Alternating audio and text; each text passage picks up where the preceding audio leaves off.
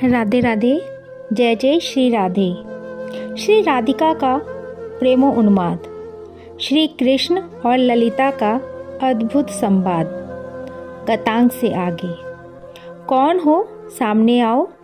कृष्ण के ऐसा कहते ही वह जोगन बनी ललिता सामने आ गई थी, किंतु इसका भेष जोगन जैसा था। अपने सुंदर केसों को इसने ऊपर की ओर करके बांध रखा था। बाग में ललिता दिखाई तो दे रही थी, पर स्पष्ट नहीं। बेला भी तो अर्धरात्रि की है। कृष्ण कोशिश कर रहे हैं, इसे कहीं देखा है। परिचय घनिष्ठ है, किंतु कौन है ये? तुम मेरे कक्ष में आ सकती हो? कृष्ण ने अब ललिता सखी से कहा। नहीं, मैं नहीं आ सकती आपके कक्ष में। वो गौर वर्णी सुंदरी ने यही उत्तर दिया। पर क्यों? कृष्ण झरोके से ही पूछ रहे हैं ललिता से। क्योंकि मैं एक जोगन हूँ। वैसे भी शास्त्र कहते हैं कि पुरुष अकेले हों तो वहाँ स्त्री को अकेले प्रवेश नहीं करना चाहिए।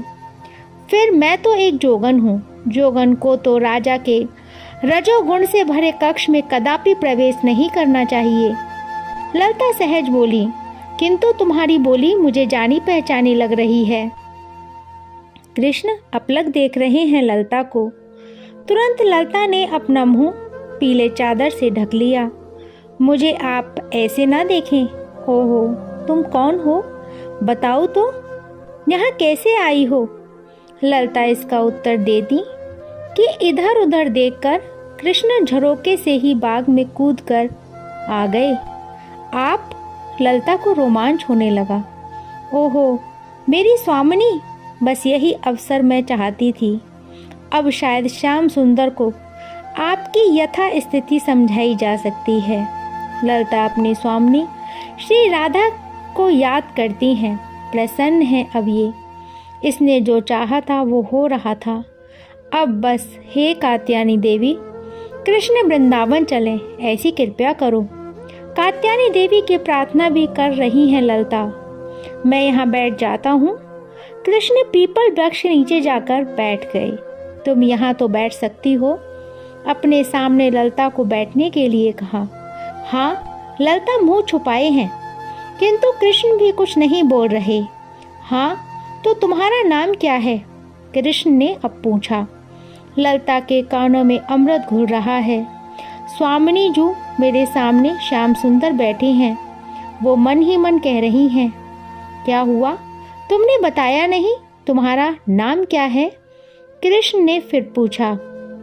मेरा नाम है प्रेम भिकारन, ललिता ने उत्तर दिया। ये कैसा नाम है? कृष्ण मन ही मन सोच रहे थे। फिर दूसरा प्रश्न कर दिया, कहाँ से आई हो? ललिता चुप हो गई। वो अपने चादर के कोने से कृष्ण को देख रही हैं। बोलो, कहाँ से आई हो? कृष्ण ने फिर पूछा।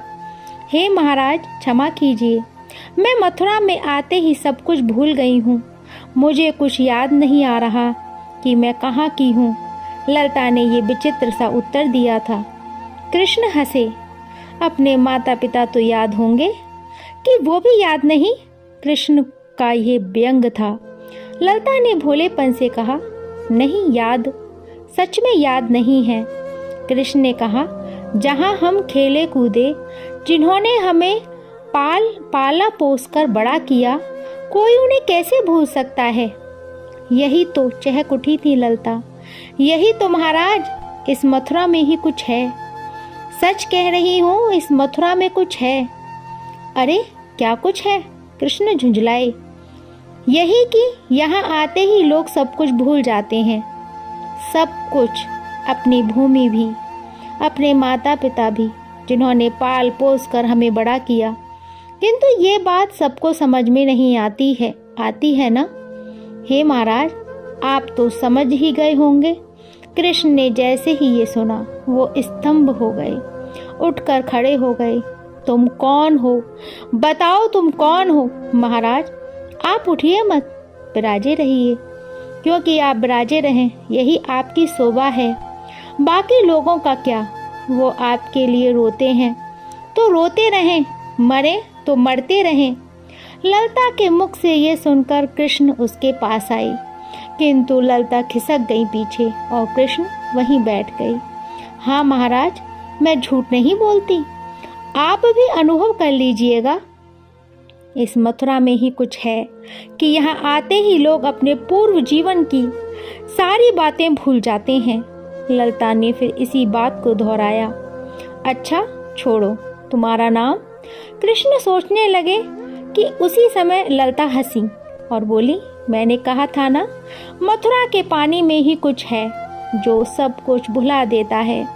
प्रेम विकारन, यही नाम है मेरा। हाँ तो सुनो, तुमने ये नाम जो अभी नाम लिया था ना? ललिता बोली, क्या? प्रेम विकारन? नहीं, तुम एक तारा में जो नाम लेकर गा रही थी, वो नाम तुमने कहाँ से सुना? कौन सा नाम? मैं भूल गई महाराज। आप भी भूल गए ना? मैं गंभीर हूँ, कृष्ण ने कहा। हंसी ललिता। हम कहाँ विनोद कर रही हैं? पर ये कहते ही उनके नेत्रों से अश्रु बरस पड़े। हमारा तो जीवन दांव पर लगा है महाराज। आंखें बंद की कृष्ण ने, फिर लंबी सांस लेकर बोले, ये राधा नाम कहाँ से सुना तुमने? कहाँ से जाना? तुमको ये नाम कहाँ से मिला? कृष्ण प्रेम में हो उठे थे। ललिता बोली, महाराज, ये आपने क्या पूछ लिया? ये राधा नाम तो हमारी उपासना का प्रमुख अंग है। हे मथुराधीश, ये हमारा धन है, परम धन। राधा राधा राधा। ललिता ने फिर 3 बार इस नाम का उच्चारण किया। कृष्ण ने अपनी आंखें बंद कर ली। वो इस नाम में डूब गए थे। ललिता देख रही हैं, उसे असीम आनंद आ रहा है। ये देखकर कि श्याम सुंदर के हृदय में स्वामिनी अभी भी विराजमान है। तभी ये कौन है? ये कहाँ से आई हैं? एक सुंदरी बाग में चली आई थी। ललिता ने उसे देखा, फिर कृष्ण को, पर कृष्ण उसकी उपेक्षा ही कर रहे थे। तुम कौन हो? ललिता ने उस सुंदर नारी से पूछा। मैं कुब्जा, वो बोली। ललिता हंसी, फिर कृष्ण की ओर देखा। क्या चाहिए तुम्हें? मांगो, क्या चाहिए? कृष्ण ललिता को देखकर बोले, क्या दोगे? ललिता फिर हंसी। यही कि स्वर्ण मणि माणिक्य जो मांगो। कृष्ण ने कहा, हम सबको तो हम धन ही नहीं मानती। कृष्ण स्तंभ थे ललिता की बातें सुनकर। कुब्जा कुछ कुछ बोलती रही, पर कृष्ण ने उसकी पूर्ण उपेक्षा की तो वो वहां से चली गई। धन नहीं मांगती, स्वर्ण आदि को तुम धन ही मानती? कृष्ण चकित होकर पूछ रहे हैं। हाँ, क्योंकि हम वहाँ की निवासिनी हैं, जहाँ की भूमि चिंतामणि की है, जहाँ के हर वृक्ष कल्प वृक्ष हैं। हाँ महाराज, ललिता बोलती जा रही हैं। हमारे पर्वत नित्य मणियाँ प्रकट कर देते हैं और हम मणियों से खेलती हैं, इसलिए हमारे लिए यह सब महत्वपूर्ण नहीं है। फिर क्या महत्वपूर्ण है तुम्हारे लिए? अब कृष्ण ने स्पष्ट जानना चाहा। लंबी श्वास लेकर ललिता सखी बोली, बस 2 बात पूछनी है, आप बता दीजिए। पर मुझसे ही क्यों? कृष्ण ने पूछा। अरे वाह, आप महाराज हैं, राजा हैं, मात्र सिंहासन में बैठने के लिए महाराज हुए हैं क्या? हम आपकी प्रजा हैं, हम किससे कहेंगी? बताइए, हम किसको अपनी समस्या कहें? ललिता तेज है, अपनी स्वामिनी की ठसक इसके भीतर है। हाँ ठीक है, बोलो क्या बात है? कृष्ण को आखिर कहना ही पड़ा। गंभीर हो गई ललिता, नैनों में उसके अश्रु भर आए, किंतु अभी इन्हें दिखाना नहीं है, इसलिए रोक लिया है। मेरी एक सखी है, ललिता ने बताना प्रारंभ किया। वो सखी भी है और महाराज, ये समझिए कि वही हमारी सर्वस्व है। ललिता बोल रही हैं।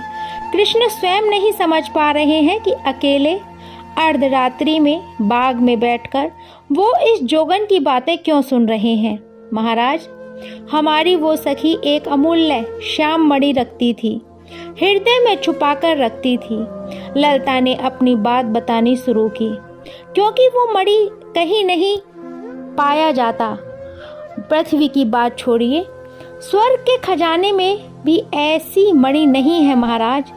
ललिता बोल रही हैं। कृष्ण उसकी एक एक बात ध्यान से सुन रहे हैं।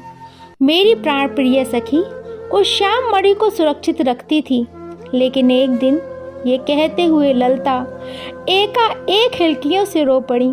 मत रो, मुझे अच्छा नहीं लग रहा, आगे बताओ क्या हुआ। कृष्ण बोले, आगे महाराज, एक दिन दुष्ट कंस का एक दूत हमारी सखी के गांव में पहुंच गया और उसने जाकर निर्दयता पूर्वक हृदय से श्याम मणि को खींच लिया और मथुरा चला गया। महाराज, मेरी सखी उन्मादनी हो गई। ललिता अब गंभीर हैं, आप राजा हैं, उसको बचा लीजिए, अन्यथा वो मर जाएगी, और अगर वो मर गई तो आप पर अपयश का कलंक लगेगा जो आप नहीं चाहेंगे। ललिता की बात सुनकर कृष्ण के देह में रोमांच होने लगा था। अपने आप उनके नेत्रों से अश्रु झरने लगे थे। वो मणि कहाँ है? कृष्ण ने हृदय कंठ से पूछा। आपके मथुरा में। दे दीजिए महाराज, दे दीजिए।